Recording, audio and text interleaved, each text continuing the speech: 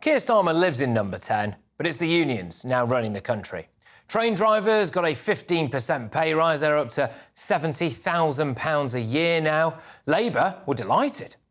I became Transport Secretary, I said we'd move fast and fix things, and that's exactly what we're doing.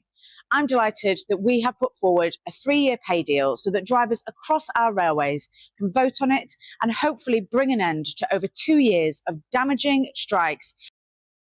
OK, so here's what their deal includes.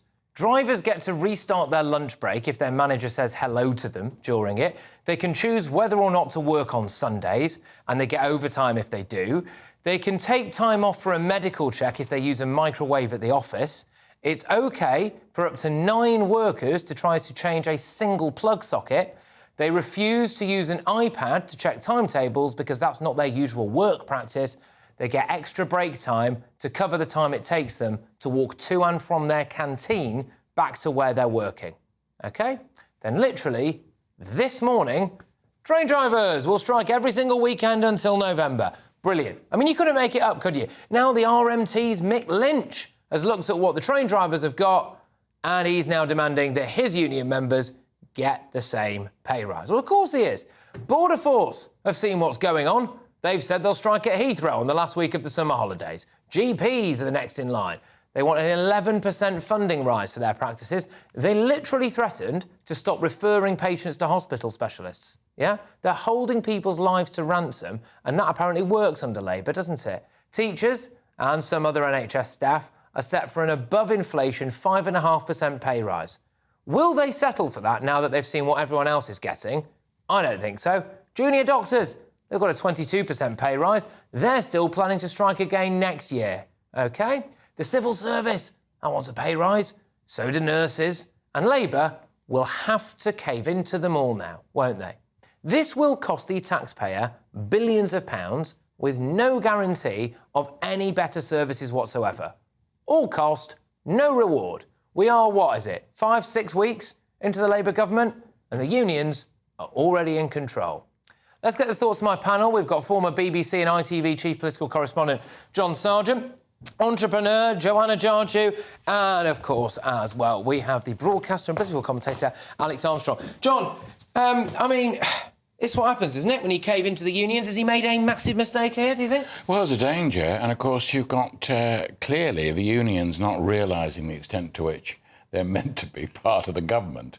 And that whole relationship has changed a lot. The other thing which has changed is that people now have got into a sort of a mood of forever strikes, where you don't... In the past, people would go on strike, they'd leave the offices, one out, all out, and that would happen, and there'd be a very bitter struggle, but it would be over quite soon because the people on strike couldn't be out for that long, and the management couldn't stand it for that long, so an agreement was reached. But now it's, we'll start this autumn, we'll go on next year, and we'll go on the year after. So the punishing effects of that on the public, which is really to say, don't trust the railways, don't travel on the railways, that's incredibly damaging. But we've just seen, Alex, I'll come to you on this.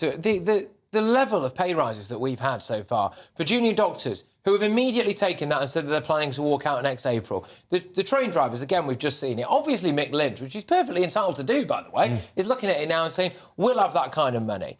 Has Starmer dropped a massive clanger here, early doors? Yeah, well, they've got egg on their face, haven't they? I mean, this is the reason why the Tories didn't give in to the unions after all of their demands, is because they knew once they did for one, they've got to do it for everybody else. And this is the problem, isn't it? Is that now we're going to have another winter or possibly 5 years of discontent on the streets. If it's not going to be doctors, next it will be people collecting the rubbish and everything else. And it's just going to get worse and worse and worse. And we've got some really abhorrent comments here from Mike Whelan and some of the union bosses. He called the managers scabs at LNER. And you just think, these people have got great deals. They're working on 4 days a week. They're getting paid 70 grand, up to almost 70 grand a year, 69 grand a year. They're getting backdated pay of what they've missed out on in the last few years.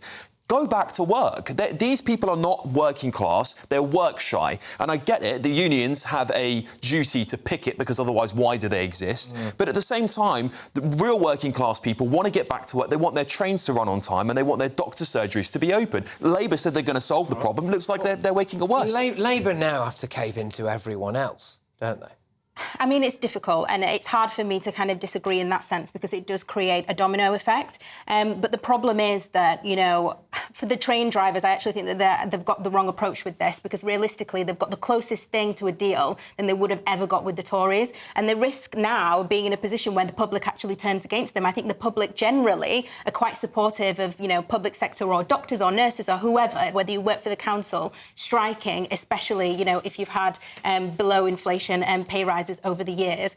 But at the same time, I do think it's a bit ridiculous that when we have these conversations about strikes, we all kick off because obviously we all feel it. You know, like as the public, it affects us whether we're getting on a train or going to the doctors.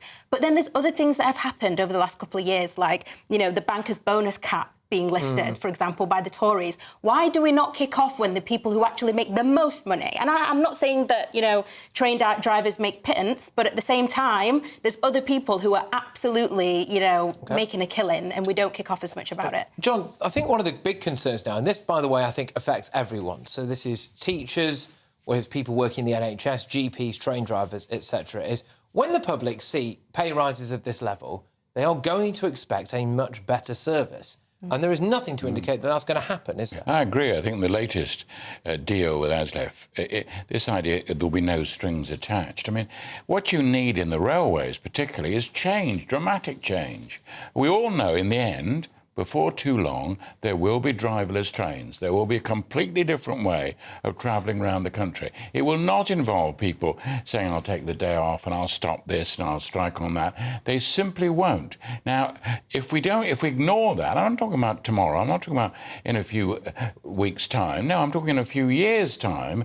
These will be the issues. And the idea that the unions will stop it, they will not. There has to be a fight, and there has to be a fight over change. But we know it's not going to happen under the Labour government, or at least look likely to be in for the next 10 years. What's super worrying about this is the Labour government are planning to nationalise the railways. That means not only do these certain lines that are currently run by the government and have unions for them are going to be impacted, but that means the entire country is going to be at the will of unions when it comes. You could have an entire week where all the train drivers go, we're not coming to work. So these minimum levels of service that the Tory government tried to get passed look like, I guess I'm pretty sure Labour will reverse all of those as well because it's a very union-friendly government.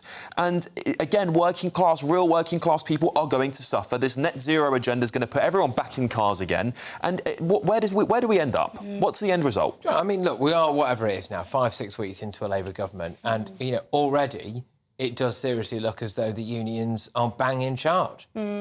I kind of feel like they're cutting their nose to spite their face a little bit. You know, like I was saying before, why would you when you're the closest to, especially even with the junior doctors, I don't understand why you're talking about striking now. We thought that we were kind of over the line when it came to certain things. And like I say, even with people like me who have been really supportive of them, and I believe in, you know, people exercising their right to strike, but then it's like, where does it stop? At the same time, we all know where the country is in terms of financial position. We're all taking a hit at the end of the day. Well, this is the other point, right? So Rachel Reeves keeps coming out and talking about an economic black hole. I think she's managed to get it up to £22 billion now. But when you add all of this up, alongside some of the other stuff, I mean, 11.6 billion quid's out with the global climate crisis, right? We've got 84 million quid in foreign aid. I know there's some scepticism about exactly where that money's come from. But my point being this, are they not creating the black hole themselves a bit now, Lee? Well, the problem is, the real black hole at the moment is that we've borrowed too much. Why? Because of COVID and all the rest of it. So that is undeniably a problem for government. You can't simply say, oh, we can borrow more, because if interest rates are as high as they still are, that's going to cost you money which you could be spending on schools and hospitals and all the rest of it. Everybody knows how much needs to be done in this country. Everybody knows that we do need more money given to the health service. We do know the schools are a shambles, and there's all this concrete problem and all the rest of it. This is going to cost money. Now, that's where the black hole is. You can argue about it in terms of a technical black hole. There's a real one, which we can all see. But who's going to pay for this stuff? You know, who is going to pay for all of this? Well, you know who's going to pay for it, Patrick. We are. The taxpayer is going to pay for this. We're talking about a Labour government that has added $9 billion to this black hole. I don't know whether they factored in all these pay rises when Rachel Reeves initially announced her budget beforehand, which was supposed to have been fully costed, if you remember that, which was total all nonsense, all lies, and now the taxpayer's going to suffer dearly in multiple different ways. If we don't have income tax rises in the next 4 years, I will be really, really surprised. I'll put money on it. Put my taxpayer money on it. The tax thresholds are frozen anyway, so are our taxes going to go up in real terms? That's already decided for the Well, next that's few true. years. That's So true. You know, it's not a matter of, I wonder if taxes will go up. They're going up. Yeah, well, that's a good point, John. How damaging could this be, do you think, for Labour, John? Because really, I think the other side of giving people pay rises is that you could argue that, all right, well, let's say we'll have no strikes for 4 or 5 years.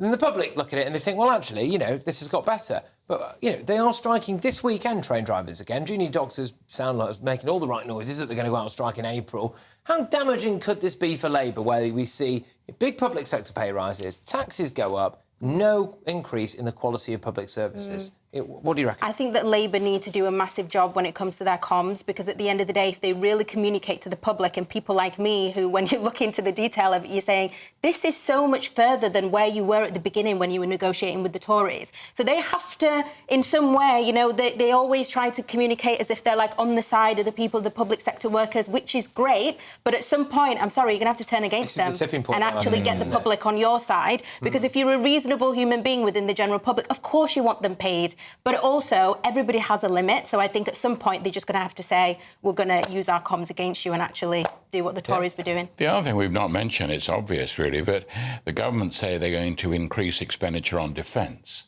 Well, exactly. I mean, you know, the list is such a long one. You don't. The shopping list is massive, isn't it? Absolutely massive. We all know that this is all going to cost money. Yeah. The money wasn't there before. We say, oh yes, 2.5%. We agree with that.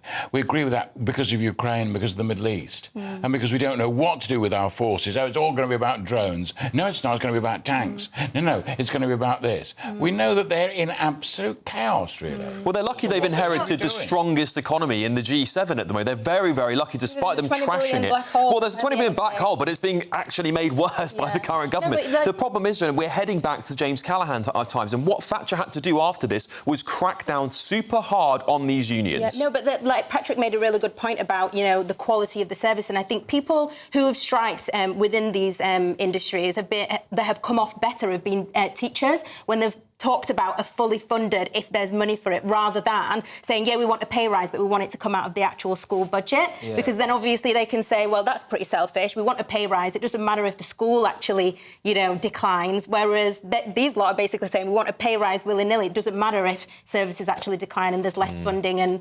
Yeah, I mean, they've got the tails up, haven't they, the unions? So they've got every right to, because they're starting to get some success. And for 14 years, they must have felt as though they were banging their head against a bit of a brick wall. And there is an argument to say, I'm not sure whether or not many of our viewers and listeners would agree with this argument, but there is an argument to say that the Tories let it get to a point where now they felt as though they needed this whopping great big pay rise. There are other economic issues at play here, that the quality of the public services was so bad and so stretched, and that we are where we are. You know, other people might think, well, has Starmer made a massive mistake early doors here by giving in the way he has? And what the heck is Britain going to look like in a few years' time?